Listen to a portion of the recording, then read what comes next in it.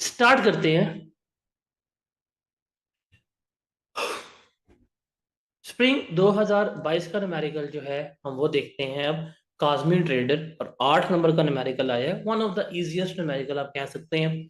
वो इतने जो पहाड़ जितने न्यूमेरिकल किए हैं इससे पहले, उसके सामने ये बड़ा इजी न्यूमेरिकल है, इजी पीजी है। ये आपको जो है वो फील हो रहा होगा।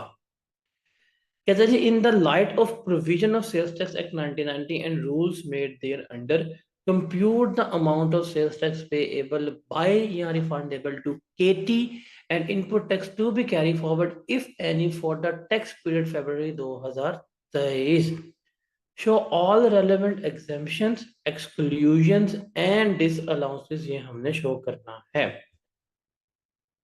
कहते हैं जी, Kazmi trader is registered under sales tax act 1990।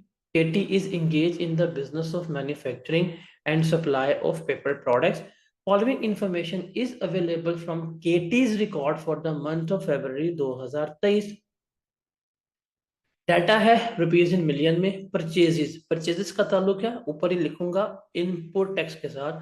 Taxable goods from registered person, कहता है 20% ऑफ दीज गुड्स को रिटर्न टू सप्लायर। इसमें से हमने टोटल परचेज की 3 20 की, और 20% गुड्स जो है वो हमने वापस कर दिए। Okay. Taxable goods to unregistered person, इसका कुछ भी नहीं हो पाएगा। Exempted goods from registered person, इसका कुछ भी नहीं हो पाएगा। Electrical and sanitary fitting 60% use in factory building and 40% use in office building. Electrical fitting, sanitary fitting वगैरह इसमें हम क्लियरली पढ़ के आ चुके हुए हैं। इसके ऊपर तो हम इनपुट टैक्स वगैरह क्लेम कर ही नहीं सकते। ये तो नेगेटिव लिस्ट में आता है, तो ये भी क्या हो जाएगा, इग्नोर। फिर प्लांट मशीनरी लिया है 84 मिलियन का। ओके। सप्लाईज की हैं टैक्सेबल गुड्स 200 मिलियन की। 10% गुड्स जो है वो हमें क्या हो गई हैं, इसमें से वापस हो गई हैं। एक्सपोर्ट्स 98 मिलियन की है। ओके। इलेक्ट्रिसिटी बिल जो है वो हमने पे किया 2023 का। इसमें 1.36 का सेल्स टैक्स शामिल था। 60% ऑफ द अमाउंट जो है वो फैक्ट्री से रिलेटेड है, जहाँ पे मैन्युफैक्चरिंग कंसर्न हमारा हो रहा है। 40% बिल जो है वो हमारा बिल्डिंग ऑफिस एडमिनिस्ट्रेशन से रिलेटेड है। All the figure are exclusive of sales tax except where it is specified otherwise. Sales tax is payable at the rate of 18%, इसने हमें बता दिया है। तो दिस इज द क्वेश्चन। क्या ये एक आसान क्वेश्चन नहीं है? क्या ये एक इजी क्वेश्चन नहीं है?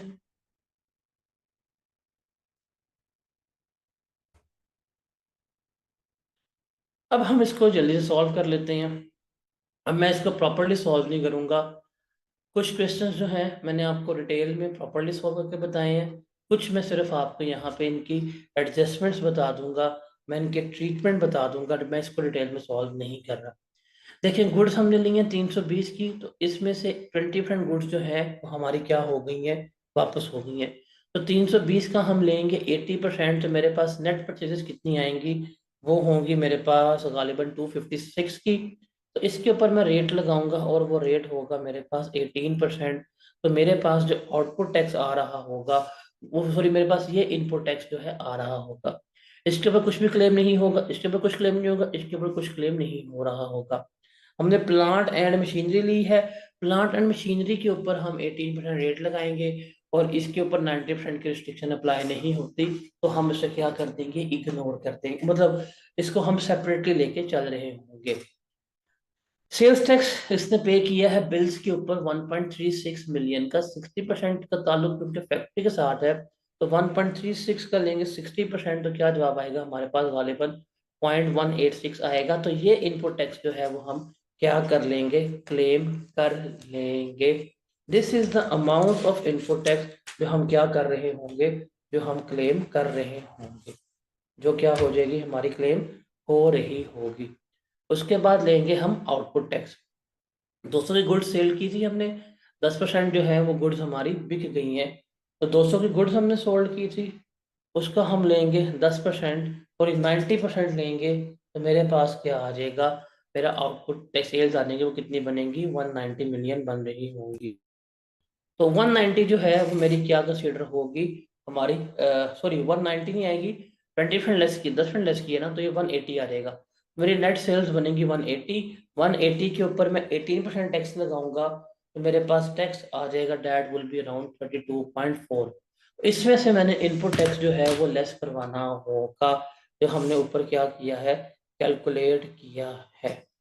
तो I guess this is the easy question, जिसे हम क्या कर सकते हैं, हम सॉल्व कर सकते हैं। तो मेरे ख्याल से मुझे इस क्वेश्चन को डिटेल्ड में करवाने की कोई ज़रूरत है, आई गेस नहीं, कि आप लोगों ने फिर खुद सॉल्व करना है। अगला सवाल जो है वो हम देखते हैं, और ये है हमारे पास ऑटम 2022 का सवाल। रिक्वायरमेंट है, prepare Z is corrected computation of sales tax liability for the month of June 2022। 15 number का, कि उसकी हमने करेक्ट जो लायबिलिटी है वो हमने कैलकुलेट करनी है। State the reason for ignoring the transactions, के जो हमने ट्रांजैक्शंस इग्नोर की हैं इनके रीजंस बतानी है, while computing Z E corrected sales tax liability in part A above, जब हम उसकी असल टैक्स लायबिलिटी कैलकुलेट करवा रहे हैं। कहता है जी, Zahir enterprises is registered under the sales tax act 1990 that he is engaged in the business of manufacturing of garment. Usman, who has recently joined as an officer, has prepared the following computation of that e sales tax liability for the month of June 2022। उसने क्या की है, उसने हमें ये बता दी है सारा कुछ, ये उसने कंप्यूट करके दे दी है। अब इसमें देखते हैं, वो कहता है कि जी इनपुट टैक्स की पहले बात करें, टैक्सेबल अमाउंट भी गिवन है, सेल्स टैक्स भी गिवन है। उससे परचेजेस की है रजिस्टर्ड पर्सन से कितने की, 140 की, और इसने टैक्स निकाला हुआ है 23.80। परचेजेस उसने की थी 2021 में, जिसको वो क्लेम नहीं कर पाया था, तो वो आ जाएगा जी 10 के हिसाब से 1.70। पहली बात है, हमारा टैक्स का रेट जो है वो 18% है। ये भाई साहब आए हैं, इन्होंने सारा कुछ जो है वो 17% से किया हुआ है। तो हम इससे सॉल्व करेंगे, किससे, हम इसको सॉल्व करेंगे 18% के साथ। तो इसने कोई परचेजेस थी दिसंबर 2021 से रिलेटेड, जो इसने लाइक क्लेम नहीं की थी दिसंबर में, और अब है हमारे पास जून। तो जनवरी, फरवरी, मार्च, अप्रैल, मई, जून, तो ये जो है क्लेम हो सकती है, अभी टाइम बार नहीं हुआ, इसको हम क्लेम कर लेंगे। गैस का बिल कैश में पे किया, ये भी क्लेम हो जाएगा। इलेक्ट्रिसिटी बिल हमने पे किया है, जिसमें रेंटेड प्रेमिसेस है, लेकिन मालिक के वो क्या हो रहे हैं, शो हो रहे हैं। अब इलेक्ट्रिसिटी बिल मालिक का शो हो रहा है, तो द थिंग इज डैट कि अगर हमने अपने रजिस्ट्रेशन में ये डिक्लेयर नहीं किया हुआ, हम इसे क्लेम नहीं कर सकते। उसके बाद है, डेबिट नोट इशू हुआ था 20 जून 2022 को to supplier for taxable supplies against invoice March 2020। हमने परचेज रिटर्न की है, और परचेज रिटर्न हमने परचेजेस की मार्च में, हमने 20 जून को, तो हमने 180 डेज में करना होता है। ये तो 180 डेज के अंदर ही है, देखे ना, मार्च में लिए 31 मार्च को, और हम यहाँ पे इशू कर रहे हैं इस डेट पे, तो ये that was with in that's relevant time. इसलिए हम इसे क्या करेंगे, हम इसको लेकर चल रहे होंगे। ओके, तो इसका हम ट्रीटमेंट ले लेंगे और सोचने दें। हाँ, पेमेंट ऑन 30 जून 2022, 3 जून, और इनवाइस थी 5 अप्रैल 2022 की, तो टाइम बार्ड पेमेंट तो ये भी नहीं है ना, टाइम बार्ड तो नहीं हुई, 180 डेज में पेमेंट करनी होती है, तो पेमेंट हो गई है। इसका मतलब ये वाला पॉइंट भी इग्नोर हो जाएगा, बट इसने ऐड किया होगा। फिर पेमेंट ऑफ प्रोविंशियल टैक्स जो है वो हमने पे किया था 13% के ऊपर। ये टैक्स जो है वो हमने इसको पे किया था कि हमारी गुड्स जो है जिसका पार्ट हो जाएगी ईपीजी में, उसने सप्लाई करनी है। तो सर्विसेज के ऊपर टैक्स पे किया है वो हम क्या कर लेंगे, यहाँ पर एडजस्ट करवा लेंगे, क्लेम करवा लेंगे। कोरियर वगैरह का टैक्स भी हम क्लेम करवा लेते होते हैं। फिर हमने एडवांस पे किया सप्लायर को, at the time of placing an order for customized goods, the goods will be deliver in 2000 October. तो ये एडवांस का तो ट्रीटमेंट नहीं होता, जब सप्लाई होंगी तभी हम उसका ट्रीटमेंट लेंगे, तो अभी तो ये इग्नोर हो जाएगा। फिर प्लांट एंड मशीनरी परचेज किया है 20 का, उसको हम सेपरेटली लेके चलेंगे। फिर आउटपुट टैक्स है, आउटपुट टैक्स के बारे में उसने हमें कुछ नीचे वर्किंग बताई हुई है। कहता है जी, sales of taxable goods to registered person not one, उसने दिया हुआ है। It includes goods of ₹50 million supply to export processing zone for further manufacturing. EPC को गुड सप्लाई करें for further manufacturing, fifth schedule में हम ये क्लियरली पढ़ के आ चुके हैं कि ये जीरो रेटेड गुड्स हैं, इसने नॉर्मल में शामिल किए हैं, तो हम ये एक्सक्लूड करेंगे। और इसके ऊपर 0% के ऊपर टैक्स जो है वो चार्ज किया जाएगा। फिर नोट 2 में देखते हैं क्या, sales of taxable goods to unregistered person 44 की है। नोट 2 में कहता है इसमें से 20% गुड्स जो है एंड कंज्यूमर को दी गई है।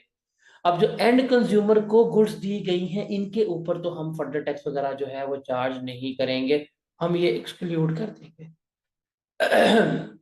उसके बाद है credit notes, that is sales return. 15 जून 2022 को हुई है, issued to a customer for taxable supply against 1 December 2021।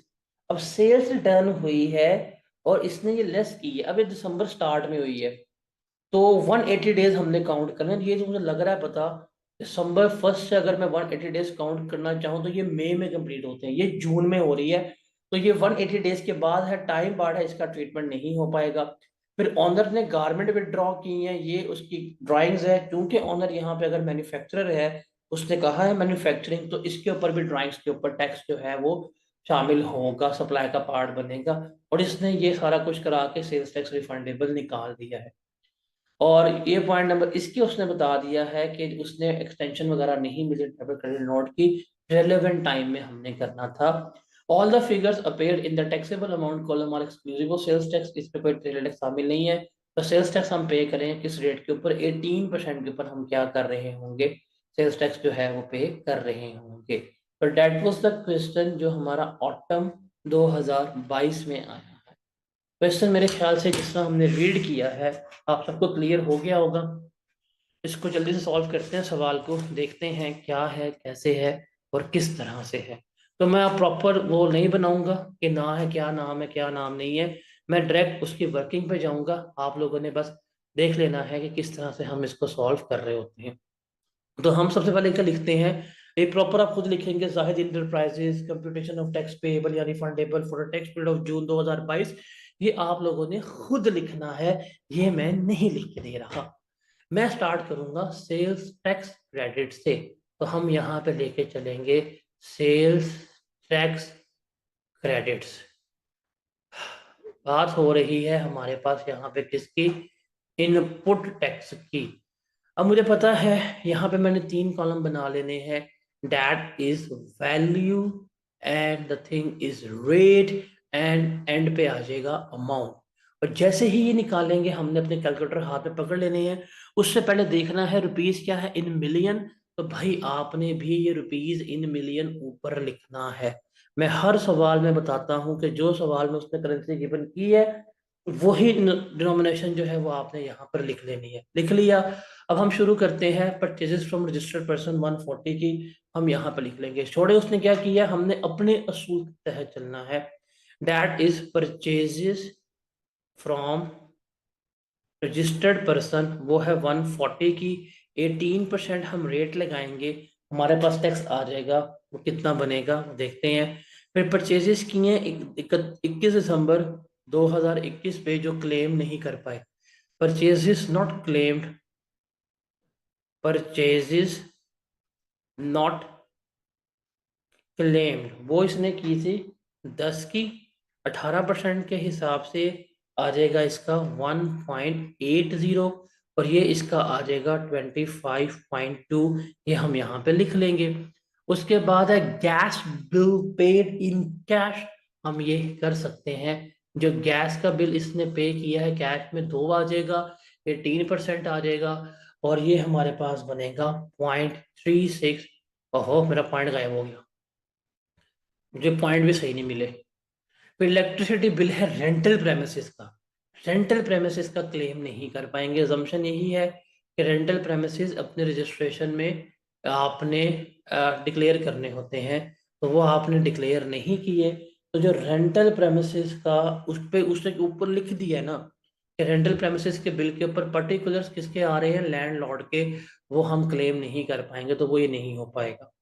उसके बाद है डेबिट नोट, परचेज रिटर्न हुई है हमारी 6 मिलियन की, और ये हमने परचेज किया 31 मार्च को, 20 जून को, तो विद इन टाइम पीरियड कर रहे हैं, तो हम यहाँ पे परचेज रिटर्न लेके चल सकते हैं।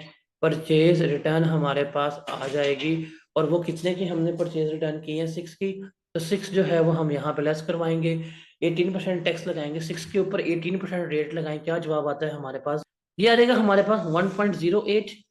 1.08 हम जो है इसमें से क्या करवा देंगे, लेस करवा देंगे। उसके बाद है प्रोविंशियल सेल्स टैक्स, जो ट्रांसपोर्टर को पे किया है, जिसने गुड्स लेके जानी है, वो भी हम ले लेंगे यहाँ पे। प्रोविंशियल सेल्स टैक्स वो इसने पे किया है कितने का, 8 का।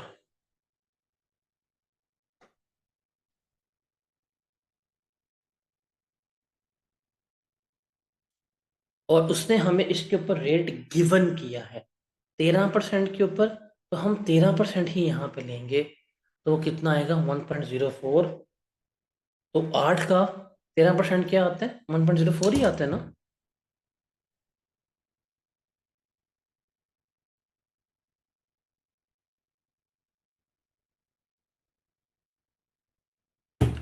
1.04 जो है वो हमारा यहाँ पर आ जाएगा।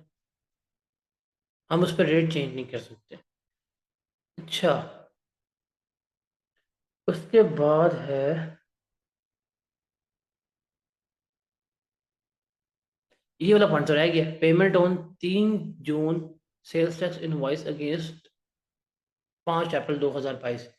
तो ये तो ठीक है, ये तो इग्नोर हो जाएगा। जो पेमेंट है, पेमेंट ऑफ इनवॉइस, वो तो कुछ भी नहीं हुआ, 180 डेज में पेमेंट करनी होती है। और हमने 3 जून को पेमेंट कर दी विद इन 180 डेज। ये हम इसे क्या करेंगे, हम इसे इग्नोर कर देंगे, ये यहाँ पर कुछ नहीं आएगा। उसके बाद है एडवांस हमने पे किया है कितने का, 12 का। तो एडवांस का तो ट्रीटमेंट नहीं होता, तो एडवांस भी क्या हो जाएगा हमारा, बिल्कुल इग्नोर हो जाएगा।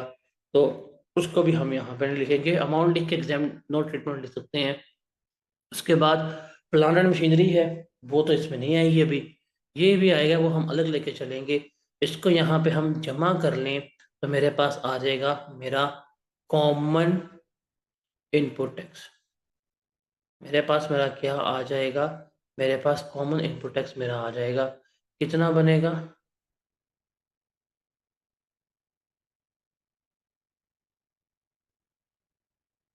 27.32,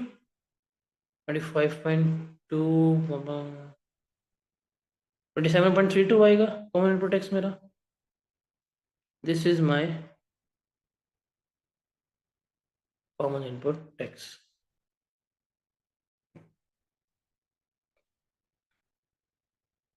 उसके बाद हम बात करेंगे कौन सा, प्लांट एंड मशीनरी, जो हमने 20 की ली है। यहाँ पे आ जाएगी मेरे पास प्लांट एंड मशीनरी, ये मैंने ली है डी 20 रुपए की, 20 की ली है ना, हाँ। और 20 के ऊपर 18% के हिसाब से जब हमने रेट अप्लाया होगा तो कितना आया होगा, 3.6, 3.6। This is the rate. यहाँ आ जाएगा मेरे पास टोटल इनपुट टैक्स कितना बनेगा, 27.32 प्लस 3.36,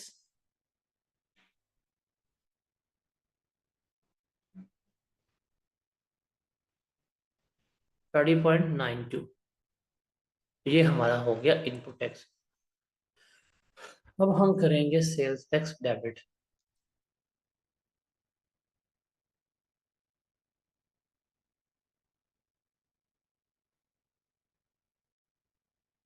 ये है मेरे पास आउटपुट टैक्स। आउटपुट टैक्स में हम लेके चलेंगे वैल्यू,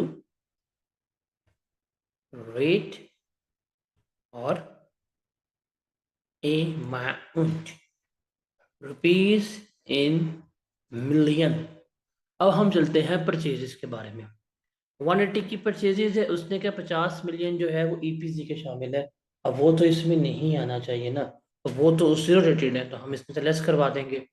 तो सप्लायर्स आ जाएगी हमारे पास, taxable goods to registered person, 180 की थी, 50 हमारी फॉल करती जीरो रेटिंग में। हम इसको लिखेंगे कितना, 130। 18% रेट है 113 का, 18% लगाएं तो क्या जवाब आएगा हमारे पास,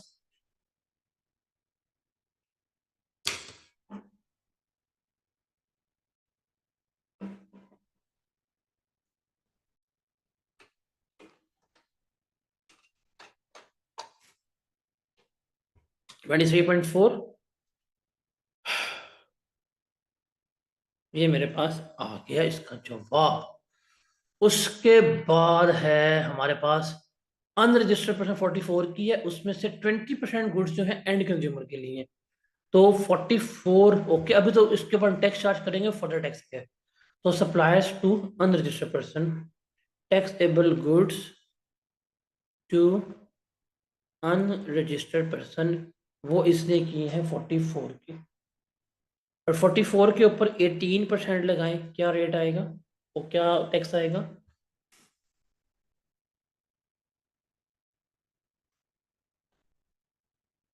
7.92 ये आ गया। उसके बाद है क्या, ये देखें sales return in time barred है। ये 1 दिसंबर के मैंने सवाल पढ़ते हुए लगे कि सेल्स रिटर्न का ट्रीटमेंट नहीं होना चाहिए। 1 दिसंबर को मैंने यहाँ पे ली थी, 15 जून है, और वैसे भी यहाँ आनी नहीं चाहिए, तो हम फेस पे करेंगे कि टाइम बार्ड है, ये हमारी क्या हो जाएगी, इग्नोर। हाँ, ये जो ड्राइंग्स हैं 4 मिलियन की, वो हमारे पास आएंगी। जो ड्राइंग्स हमने की हैं, वो ड्राइंग्स जो हैं वो हमारे पास जो है वो क्या होंगी, आएंगी 4 मिलियन की। तो 18% लगाएं 4 मिलियन के ऊपर, कितना आएगा? 0.72 यही आएगा हमारे पास। आप इसको जमा कर लें तो आपके पास आ जाएगा टोटल। ये है जी टोटल टैक्सेबल सप्लाईज, कितनी बनती हैं? 130, और ये 174, 178 बनती है। और इसका सम कितना बनेगा हमारा? 23.4 plus 7.92 plus 0.72, that will be 32.04। ये हमारे पास बन जाएगा। अब इसके बाद हम यहाँ पे लिखेंगे जो एक्सपोर्ट जो है हमारे पास, जीरो रेटेड सप्लायर्स जो हमने ऊपर ही सेग्रीगेट कर ली थी, वो आ जाएंगी। और वो थी हमारे पास 50 की। रेट है हमारे पास 0%, अमाउंट कितनी आ जाएगी? जीरो आ जाएगी। हम फिर इसके बाद हमारे पास क्या लिख देंगे, हम लिख देंगे कि जी ये है मेरे पास टोटल सप्लायर्स, वो कितनी बनेगी? 178 प्लस 50 कितना बनता है?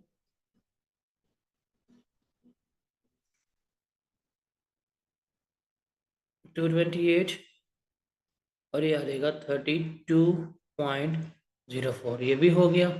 अब हम चलेंगे इससे भी आगे, वो है सेल्स टैक्स लायबिलिटी कैलकुलेट करने। थर्ड पेज पे जी, सेल्स टैक्स लायबिलिटी जो है वो हमने कैलकुलेट करनी है। यहाँ पे हम लेते हैं 2 कॉलम। डाटा चूंकि इन मिलियन है तो मैं हर जगह पे लिख रहा हूँ रुपीज इन मिलियन है। यहाँ पे हम ले लेंगे आउटपुट टैक्स। आउटपुट टैक्स मेरे पास आया है 32.04। यहाँ से हमने लेस करवानी होती है सेल्स रिटर्न। अब सवाल में सेल्स रिटर्न गिवन है, बट चूंकि वो टाइम बार्ड है, ये इग्नोर हो जाएगी। यही मेरे पास क्या आ जाएगा, that will be my net output tax, कि ये मेरा क्या कंसीडर होगा, नेट आउटपुट टैक्स कंसीडर होगा 32.04 का। उसके बाद इसमें से मैंने लेस करवाना होता है इनपुट टैक्स। क्या लेस करवाना है? Input tax. इनपुट टैक्स का उसूल होता है, हम लेस करवाते हैं लोअर ऑफ। लोअर ऑफ में जो हम चीज़ें ले रहे होते हैं, that is 90% of output tax. अब आउटपुट टैक्स है मेरे पास 32.04, इसका हम लेंगे 90%, कितना आएगा मेरे पास? 28.83, 28.83। और हम लेंगे इनपुट टैक्स। इसमें ब्रॉड फॉरवर्ड वगैरह कुछ नहीं है, हम ठीक है, ब्रॉड फॉरवर्ड है नहीं सवाल में, तो हम यहाँ पर लिख लेते हैं जी इनपुट टैक्स जो है वो इसमें आना चाहिए। क्योंकि इसमें एक्सपोर्ट्स हैं, तो वो मतलब जो रेट है तो इसकी हम वर्किंग बना के कर रहे होंगे। डन हो गया। उसके बाद मैं कुछ लाइनें छोड़ूंगा और यहाँ पे मैं ऐड कर दूंगा, add further tax. Further tax में उसने कहा था कि मैंने 44 मिलियन की सेल्स की हैं, इसमें से 20% सेल्स वो हैं जो एंड कंज्यूमर को, इसका मतलब 80% सेल्स के ऊपर हमारा क्या होगा, फर्दर टैक्स चार्ज होगा। तो इसके ऊपर ज़रा 4% लगाते हैं, 44 इंटू 80%, उसका लेंगे हम 4%, क्या जवाब आएगा?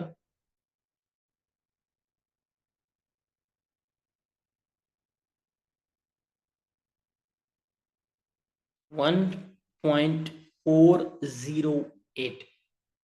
तो यही बनता है 1.408। तो ये हमारा क्या आ जाएगा? Further tax. अब मेरे पास एक ही चीज़ रह गई है, डैट इज अपोर्शनमेंट। तो वो जल्दी से मैं यहाँ पे अपोर्शनमेंट जो है वो क्या कर लेता हूँ, सॉल्व कर लेता हूँ जल्दी से। अपोर्शनमेंट हम यहाँ पे वर्किंग का रेफरेंस दे देंगे, आप या आखिरी पेज पे कर रहे होंगे वर्किंग की। यहाँ पे आ जाएगा हमारे पास डैट इज अपोर्शनमेंट। यहाँ पे आ जाएगा वैल्यू, इधर आ जाएगा हमारे पास इनपुट टैक्स। यहाँ पे हम ले लेंगे फिक्स एसेट, टैक्सेबल सप्लाईज। इधर आगे मेरे पास जीरो रेटेड, यहाँ पे आगे मेरे पास टोटल। अभी सारा कुछ मैंने यहाँ पे कैलकुलेट किया होगा तो मुझे इसलिए फ़ायदा हो जाएगा।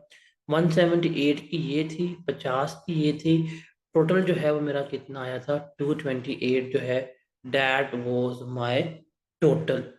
अब जो मैंने जिसको अपोर्शनमेंट करना है वो ले लेता हूँ। इनपुट टैक्स मेरा आया था, कॉमन इनपुट टैक्स जो है दैट वाज 27.32 और ये है 3.36। तो 27.32 और ये है मेरे पास कितना? 3.6। अब इनको अपोर्शन करते हैं, ज़रा बताएं क्या जवाब आएगा? 27.32 को इस पर डिवाइड करेंगे, फिर इससे मल्टीप्लाई करेंगे, ये है हमारे पास 178। क्या जवाब आएगा?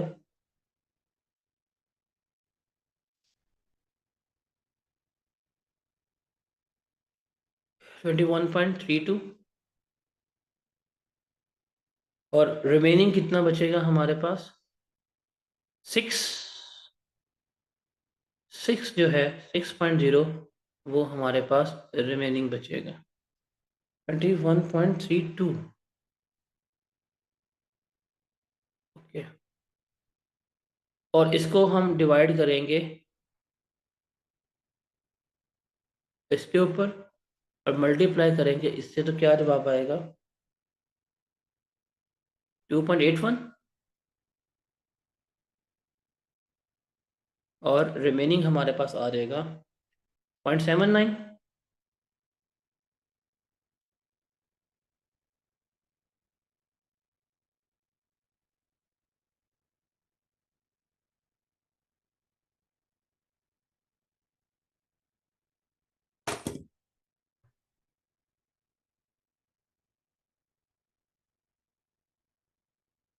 अब हमारे पास ये अपोर्शन होके सारा कुछ जो है वो आ गया है। अब हम इसमें से पकड़ते हैं और जाके यहाँ लिखते हैं 21.32 आया था, यहाँ पे हम लिख लेंगे 21.32। लोअर यही है तो यही हम लोअर ऑफ लेस करवा देंगे यहाँ पे 20.32। तो क्या जवाब आएगा? 32.04 लेस 21.32, डैट विल बी 1072। ठीक है। और इसके बाद हम फिक्स एसेट लेस करवाएंगे, वो है हमारे पास 2.81। तो हम यहाँ पे लेस करवा देंगे, less tax on fix asset, that was 2.81। और 10.72 में से 2.81 लेस करवाएं, क्या जवाब आएगा? 7.91। इसमें फर्दर टैक्स ऐड कर दें, ये मेरे पास आ जाएगा सेल्स टैक्स पेएबल। ये मेरे पास क्या आ जाएगा? सेल्स टैक्स पेएबल कितना होगा? 9.318। ये अमाउंट है जो मैंने गवर्नमेंट को पे करनी है। बाकी हम रिफंडेबल भी अपना निकाल लेते हैं। रिफंड हमारा ये आ जाएगा 6.0 और 0.79। 6.0 प्लस 0.79।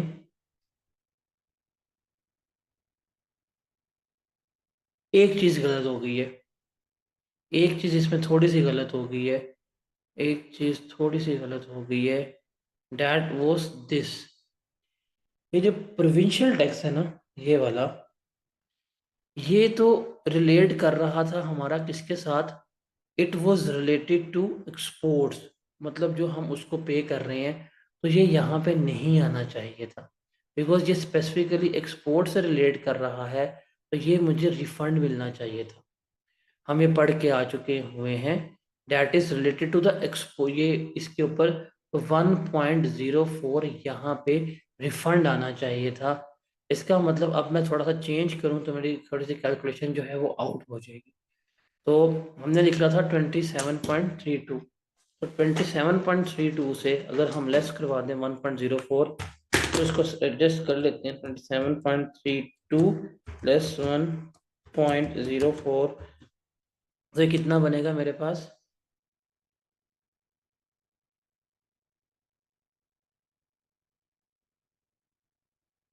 इसका सम बन करे, इसका सम कितना आएगा सगा? 25.2, 26.28 आएगा। ये हो जाएगा 26.28। 3.6 ऐड इसमें करेंगे, ये कितना हो जाएगा? 26.28 प्लस 3.6,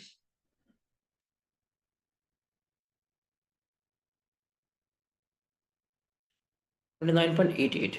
इनपुट टैक्स जो है वो 29.88 आएगा हमारे पास। आउटपुट टैक्स में कुछ नहीं है, यहाँ थोड़ा सा हमारा फिर डिफरेंस हो जाएगा। यहाँ पे हम इसको थोड़ा सा चेंज कर लेंगे, सिर्फ इस चीज़ को। तो यहाँ पे हमारे पास आ जाएगा 26.28। हम 26.28 को इस पे डिवाइड करेंगे, इससे मल्टीप्लाई करेंगे, क्या जवाब आएगा हमारे पास? 20.52 पहले का आ जाएगा,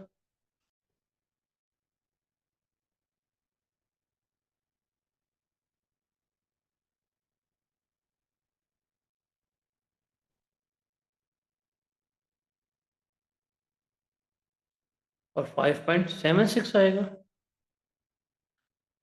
ये दूसरे का आ जाएगा। 20.52 हम यहाँ पे क्लेम कर रहे होंगे, थोड़ा सा ये भी रिवाइज हो जाएगा हमारे पास। 20.52, तो यहाँ पे भी इसको रिप्लेस कर देंगे हम, 20.52। अब बताएंगे मेरा यहाँ पेबल कितना आएगा? 11.52। इसमें से लेस किया, फिक्स एसेट का टैक्स मेरा ठीक था, तो ये मेरे पास ये कितना आ जाएगा? 11.52 माइनस 2.81, 8.71। 11.52 लेस 2.81, क्या जवाब आएगा? 8.71। इस 8.71 में 1.08 हमने जमा किया, तो क्या जवाब आ जाएगा हमारे पास? 10.118, और रिफंडेबल हम जमा कर लेते हैं 6.79, और ये आ जाएगा हमारे पास, इसका रिफंड कितना बनेगा? 7.82। That is the amount which is needed to be refunded, हमें क्या करनी पड़ेगी? वापस करनी पड़ेगी।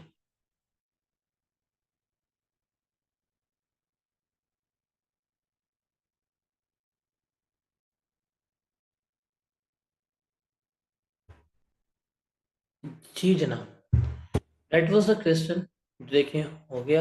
अब जैसे इस सवाल को करते करते मेरे से एक मिस्टेक हुई थी, अगर ये मिस्टेक के साथ भी मैं जमा करवा देता तो सिर्फ मेरे उस मिस्टेक के आ, जो है वो मार्क्स जो हैं वो डिडक्ट होने थे, मेरे उस मिस्टेक के मार्क्स डिडक्ट होने थे।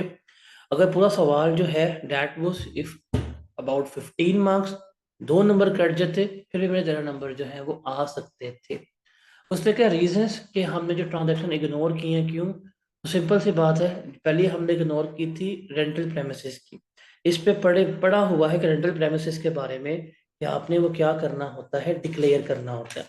आपने अगर डिक्लेयर नहीं किया तो आप उसके ऊपर कभी भी टैक्स वगैरह जो है वो क्लेम नहीं कर सकते, तो इसलिए हमने ये इग्नोर किया था। इसके अलावा जो हमने चीज़ें इग्नोर की थी, इसमें एक हमने पेमेंट इग्नोर की थी। पेमेंट इसलिए हमने इग्नोर की थी बिकॉज जब हमने बाय किया था हमने उस रेलेवेंट पीरियड में इनपुट टैक्स जो है वो क्लेम कर लिया था। अब क्योंकि पेमेंट भी हमने ड्यूरिंग द सेशन ही कर दी है, पेमेंट टाइम बार्ड हमारी नहीं हुई, तो इसलिए कोई भी चीज़ डिसअलाउ हमें नहीं होगी। उसके अलावा हमने एडवांस इग्नोर किया था। एडवांस इसलिए इग्नोर होता है बिकॉज हम टाइम ऑफ सप्लाई पढ़ के आ चुके हुए हैं। टाइम ऑफ सप्लाई में जब गुड्स मेड अवेलेबल होती हैं या डिलीवर होती हैं उस वक्त लेते हैं। एडवांस जो है हमारा हमेशा क्या होता है, इररेलेवेंट होता है, तो एडवांस का भी ट्रीटमेंट नहीं आएगा। उसके अलावा हमने जो सेल्स रिटर्न है नोट 3 उसको इग्नोर किया था। उसकी रीजन ये थी बिकॉज वो टाइम बार्ड हो चुकी हुई थी, और टाइम बार्ड जब हो जाएगी तो हम उसे क्या करेंगे, इग्नोर कर रहे होंगे। तो दैट वाज द थिंग जो हमने यहाँ पर करनी थी। This was all about autumn 22 question. Is that clear?